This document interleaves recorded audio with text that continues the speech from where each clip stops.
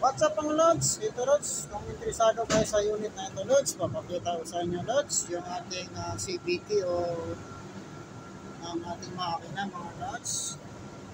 Ayan Lods. Stock yan mga Lods. Papunta yan dito Lods sa ating dashboard. Mayroon tayong dashboard protector, naka-decals na yan mga Lods. At ito Lods, makikita nyo naman kung gaano kalinis. Ayan, mayroon din tayong CP holder mga Lods. Ang idometer natin Lods, tingnan natin Lods, 17,623 mga Lodi. 3 years na to Lods, itong buwan na ito, yung ating unit. At saka naka-handle switch na tayo Lods. Nandito na yung patayan ng headlight natin, nandito na rin yung, ito yung naka-off yung headlight natin, tapos on, low at saka high. Mamaya papaganahin ko yan Lods para makita. At mayroon din tayo hazard mga Lods. Pinalight. At saka ito yung ating kusina. Pagdating dito Lods, ito Lods, dito sa aking mini driving to Lods. Ilagay ko dito ang aking mini driving kasi wala namang gamit ito siya. Dito naman yung isa sa kaya natin mini driving at saka itong push start natin mga Lods. Tapos Lods, so nakikita natin dito Lods sa harapan mga Lods. Ito sa inyo Lods. Mula dyan Lods, makikita nyo naman ito. Walang kagalos-galos yan mga Lods. Papunta dito. Tingnan natin yung kanyang box mga Lods. Sana lang sa At saka mayroon nito yung under night view. Kabilaan niya Lods natin yung isa Lods. Tapos mayroon din dito sa mga tayo dito Lods. Mamaya paganahin natin ito dito Lods.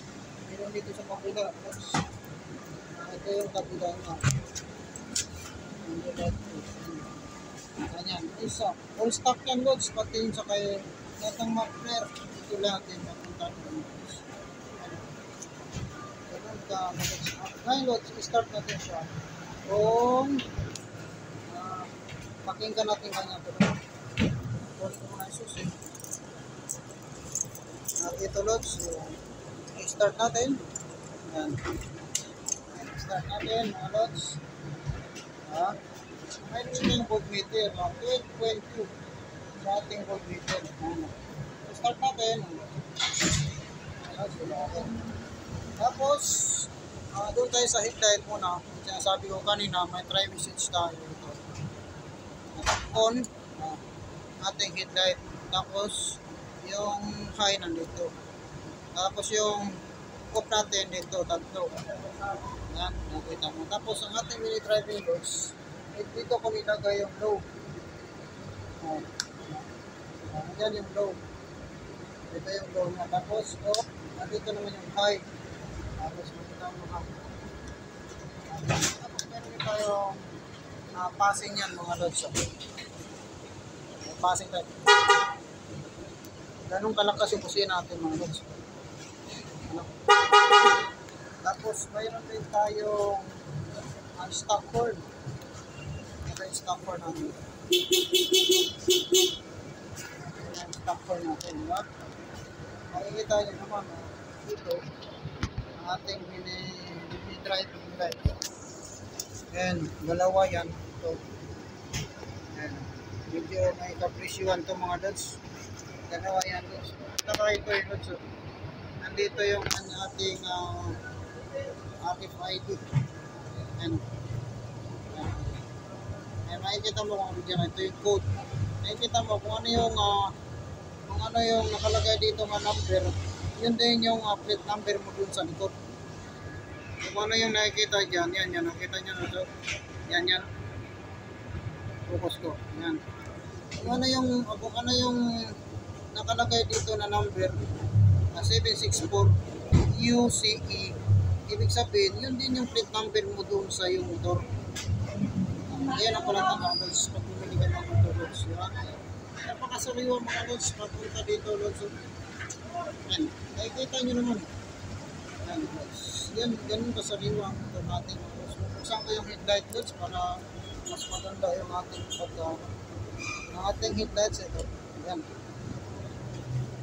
Ito yung low, tapos ito naman yung high natin. Tapos, buksan natin yung mini driving loads. Nakikita mo yung mini driving. Swabe mga loads. Loads, ingat! Aso!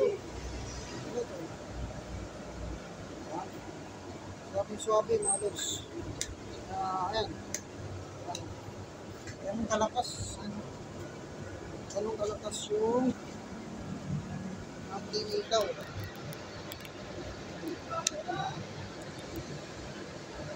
Ganun kalakas. Tapos yung hazard pala natin, boss. Ito. Ito yung hazard natin. Tignan natin dito. Hazard. Inox. Kita mo hazard. Tapos yung kabila. Hazard. Okay, tignan natin sa likod mga lods. Walang quit. Hazard ba siya? Lods.